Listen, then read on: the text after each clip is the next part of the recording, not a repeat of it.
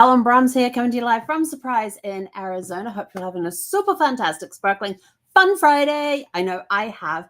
And you're probably looking at me going, why are you wearing a Ravens football jersey? There's a very good story that goes this. I am not associated with any NFL team. I don't have a favorite. The only reason I'm wearing a Ravens one is because I like the color. And the story behind this, before we get into tonight's episode 2248, Love That Still, one moment, please. What is it? The Love That Still Holds Us is tonight's thing. We're going to tell you a little fun story because it's Fun Friday. So every Friday I do a training session in the morning. So I wear something fun, something different. Last week it was the Shrek ears. Another time it was my Goofy football jersey. Another time it was my Donald Duck football jersey. I've worn my tiara. This time it was my Ravens shirt, which has number 98 on it. See, 98.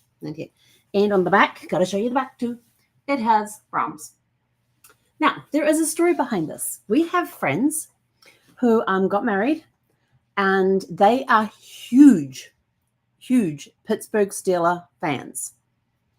And so their whole wedding was based around football, American football. And the bride wore the away uniform for the Pittsburgh Steelers. The groom wore the at-home uniform for the Pittsburgh Steelers. The wedding celebrant, his wife and little baby, which looked absolutely adorable, were wearing referee uniforms. And the baby looked absolutely stunning in a little referee uniform. It was so cute.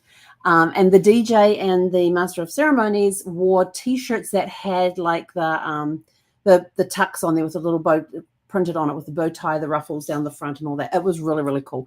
Their wedding cake was looked like a football field. And complete with all the markings and the goalposts.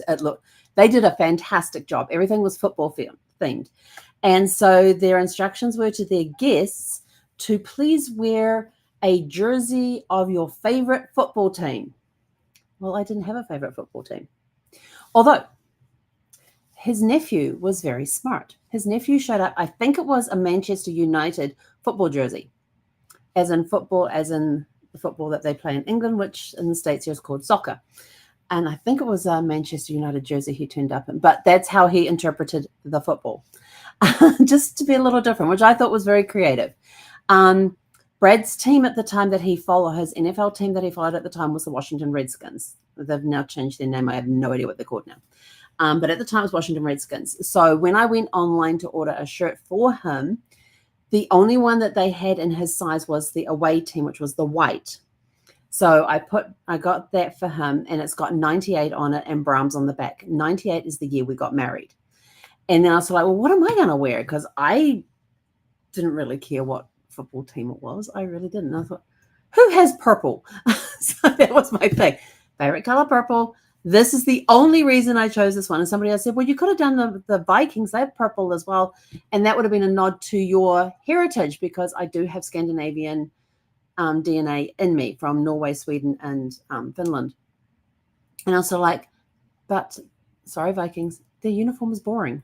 This one had this really cool little thingamabob on it on the side here with the little, I don't even know what that is, but it just looked really cool. And it was the right purple. And so I ordered mine with the 98 and the Brahms on the back. And so this is what I wore to their wedding.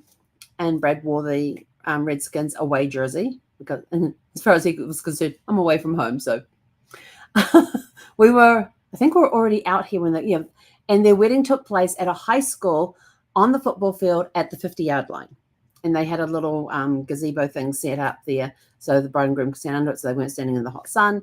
Although it was October, so they're coming up on their anniversary, and I can't remember what year they got married. I'm trying to remember where we were living at the time. But that's how I ended up with a Ravens 98 shirt with Brahms on the back. So the Brahms was our name, and we both, when we stood side by side, had Brahms, and both had 98, and people asked about the 98. Those that knew us knew that was the year we got married. Those who didn't know us found out it was the year we got married in 1998. So that's the story behind the jersey. No affiliation with the Ravens at all. I just liked their uniform because it was the right color, purple, and purple looks really good on me. It's my color, and it goes with my decor. If you have a look, got the purple down the front there. We've got the purple and the pink going, It just goes with everything. So let's get talking about the love that still holds us. This is the final episode in volume 22, Love That Remains. And tonight we're talking about the love that still holds us. Love does not vanish when someone leaves our side. It changes in form. It becomes the quiet thread woven through our days, the comfort in unexpected moments, the warmth that still holds us, even on a stormy days, and we'll get to that in a moment, when the rain beats against the windows and the air feels heavy. Love is the shelter that remains. The reference to the rain. We got a lot of rain today. I don't know how much we actually got as far as inches go. It seemed a lot. I got to get outside at one point and dance in the rain. It was amazing. It was refreshing. It was awesome. And then that was this morning. And then I sat down on the patio, on the chairs we have on the patio with my feet up and just laid there. The phone was down next to me. Excuse me. I was just watching the rainfall because the rain was still falling. And I was just watching it fall. And I could feel the water trickling down the back of my head from my wet hair. Trickling down my neck and everything else. And so I kind of put my head back on the chairs that we have out there. Now, they're not particularly high on the back, although they do come across my shoulder. So if I shuffle forward a little bit, I can actually rest my head on the back of the chair, which I love about these chairs. I just can't take them to New Zealand with me. They're a little old. They're a little tattered. They're probably going to get tossed. But anyway, so I'm sitting there in the chair, and next thing I startled myself awake. I had allowed the calming effect of the rain, and it was not light rain. It was coming down. You could hear it falling, and the water's running off the end of the roof over here at the end of the porch. And I suddenly jolted awake, and I was like, oh my gosh, what time is it? What time is it? Because I had a call. My 9:30 call wasn't in place today. My 10:30 call, I hadn't gotten to that one yet, and my training finished at 9 o'clock. So I kind of had this a little bit of time in there, and so I was got some stuff done in the kitchen. But when I found out it was raining, I went outside and danced in the rain and got a little wet. And then just sat there on the porch. And I suddenly jolted upright and realized I'd fallen asleep. And I'm like, oh my gosh, what time is it? What time is it? I'm going to be late for my next meeting. It was 10:15 this morning, and my next meeting started at 10:30. So awake and plenty of time to make my 10:30 meeting. Yes. And so then everything was going along fine. And then all of a sudden I was getting lunch, and this thing started up with emergency alerts, that really piercing. I was sort of like, what the heck? And I was in the kitchen. So I had to come in here to figure out what it was. And it was flash flood warnings. And I'm like, flash flood? We've got more rain coming? So I checked the weather forecast. Oh, yeah, we've got thunderstorms coming through. And there was like a 79% chance we're going to get hit. So like, okay. And so I was sitting here, and it was after 2 o'clock. It was after 1 o'clock, which is when my team member and friend Kathy, was when she finishes for the day at 1 o'clock. And so sitting here going, oh, I just got an emergency warning through. So we started talking about the rain and all that. And then I went, it's dark outside. Like, I was looking outside. Yes, I have screens. So I actually had to go to the front door and look out to see how dark it actually was. And it was pretty dark out there. And some of the neighbors have lights that obviously work on how light it is during the day. And their lights had automatically turned on. It was dark. It was light enough that you could still see, but the sky was very dark, like just after the sun had set type of dark. It was a dusky feel. And so I'm sitting here, and the next thing I hear is this big boom. And I'm like, great, we got the thunder coming in, and you could hear it coming towards us. It was almost on top of us at that point. And then the rain started. It poured down. And if you go to my TikTok channel, or even on my Facebook story, you'll see the story that's up there of the 15-second video I did of the rain. I put it on TikTok as well. And it was pretty awesome. I did not go out and dance in that one. I would have gotten absolutely soaked, which would have been fine. Not a problem. I don't have a problem with getting wet. It's just water. It dries. What I did have a problem with was that there was a lot of thunder out there. Now, I wasn't seeing flashes of lightning, but I didn't want to risk it. If I hear thunder, I stay under shelter. But it rained out there for probably about 30 to 40 minutes. It was raining, and it was a heavy rain the entire time. It did lighten up a little bit, but it was still heavy rain. And then that went away, and then we had another wave came through probably about an hour later. So it was really cool. And I had the front door open so the air could come in, because I love that air that comes along with the rain. It's fresh, it's clean, it's cooling. So I had the screen door closed, but I had the front door open just to air out the house for a little bit. So it was pretty cool. We got some rain. Hey. So if you're hearing about storms and rain, we're tying today's happenings in with our theme for today. What it teaches us is that the bonds of love outlast physical presence, becoming an enduring part of who we are. Love shows up in everyday rituals, familiar scents, and remembered words. Brad always thought I was crazy when it would start raining and I would run outside in the rain to dance in it. I don't know what it was with my dogs, but Gus would come and stand on the front porch of the house that we were in at the time, because he was sheltered there and he didn't get wet. Although there was a couple of times he was outside in the rain with me and I was dancing, and he was just sort of like, he went and stood underneath this palm tree that had it was a short palm tree, and he went and stood underneath the fronds. And I got a couple of pictures of him sheltering under there from the rain. He found his own shelter. The storms in life do not erase love. They often remind us of its strength. Carrying love forward allows us to stay connected while continuing to grow. What happens when we allow love to evolve instead of trying to hold it frozen in time? We recognize the people we've lost and the lessons they left us. Rainy, reflective days remind us that grief and love walk together, and they do.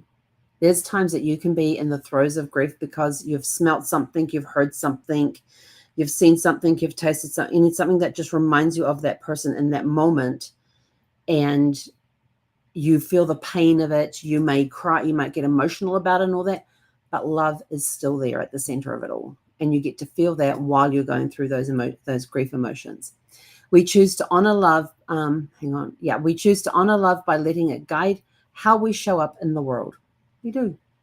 It's all done with love and kindness. How we carry forward, create rituals that keep love alive, lighting a candle, speaking their name, sharing a story. Let rainy days become moments of gentle remembrance rather than only sorrow. Some people look at rainy days and it gets them down in the dumps and they kind of feel a little depressed. Me, I'm on the happy train. It's raining. I love rain. Absolutely love the rain. Yeah, I'm looking forward to moving. My mum will send me texts. My mum texts me every single day. She does not miss a day since Brad passed, and she got back to New Zealand after Brad had passed. She has not missed a day, except if I'm in the same room as her. And there are times that I'll be sitting there at the time that she would normally text me, and I'll be looking at my phone and going, my mum will go, "What are you doing?" I says, "I'm waiting for my mum to text me." She's just so stupid. Just fun things like that. But it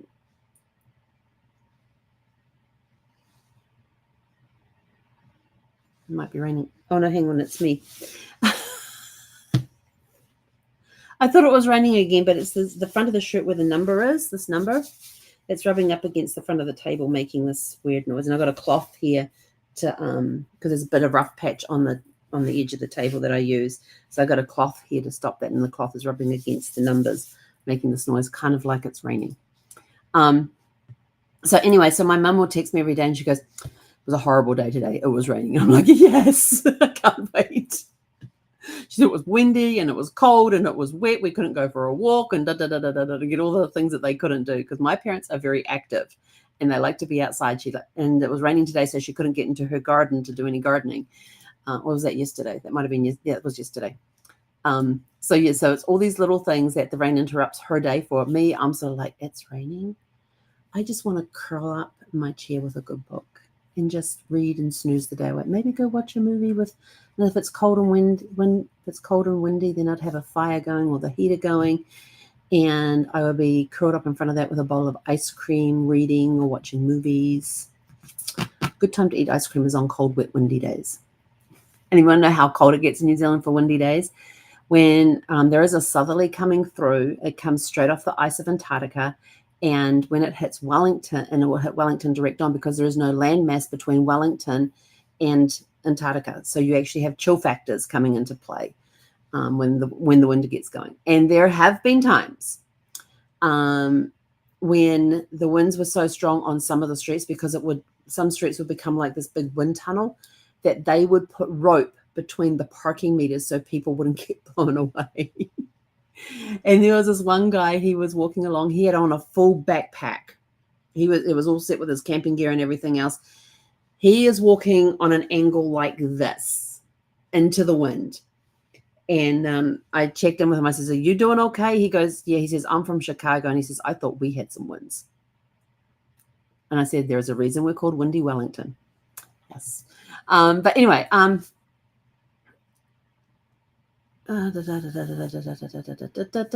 I up to in my notes? I thought I just did something about, hang on. Oh, yeah, they walk together. Yeah, how we carry forward is create rituals that keep the love alive. Lighting a candle, speaking their name, sharing a story. Let rainy days become moments of gentle remembrance rather than only sorrow. So look at the day at rainy days with gratitude. The sun is still shining. And people are going, "No, it's not." And I go, "You won't have daylight if it's not shining." So the sun is still shining and you've got daylight. So that's something to be thankful for.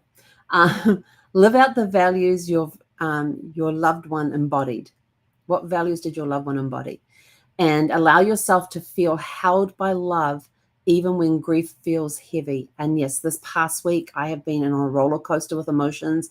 With the anniversary of Brad's passing, it's tied in with Zeffie's grief as well, because I'm still grieving Zeffie, who passed 8.5 weeks ago, almost 9 weeks ago.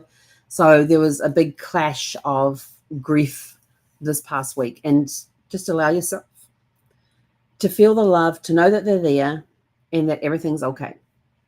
On legacy, those we love remain part of our story. The love that still holds us is not about clinging, it's about carrying. It shapes the way we live, love, and leave our own legacy for others. And here are your 4 reflection questions. Number 1, where do you feel the love of someone who has passed still holding you? Where do you most feel the love of someone who has passed still holding you? I will tell you this. Sitting here in the office working, I keep turning around expecting to see Zeffie's head on top of that armrest, because that was where I still feel like I'm being watched by her. There's times I feel like I am being watched and I turn and expecting to see Zeffie there, but of course she's not there. But yeah, and when I go to bed at night, there's nights I'll be laying there reading or getting ready to go to sleep, and I will hear these little soft snores that she used to do. And she had her own little bed there, and yeah. And sometimes when I'm in the family room, she liked to lay on the couch there or down on the floor in front of the fan. And but when she was laying on the couch, I'd look across and she'd always be looking at me, just watching me. So those are the places that I feel her the most, because those are the places that we spent the most time together when we were just relaxing and things. And yeah, those are the ones that you still feel, and you feel like you want to suddenly turn and have a look. Or as has happened a couple of times, the curtains will squeak. And the curtains only squeak when Zeffie walked under them to go in or out of the office. Number 2, what rituals or moments help you stay connected to their memory? Number 3, how has their love shaped the way you move through the world today? And number 4, in what ways can you honor their love in how you live now? And our closing thought for the evening: even in storms, even in silence, the love that still holds us is a reminder that we are never truly alone. Love endures, it guides, it carries us forward. And with that, we are out of here. Go out, have a super fantastic, sparkling evening, and we'll catch you guys back here tomorrow evening at 6 p.m. Pacific. Hei konara.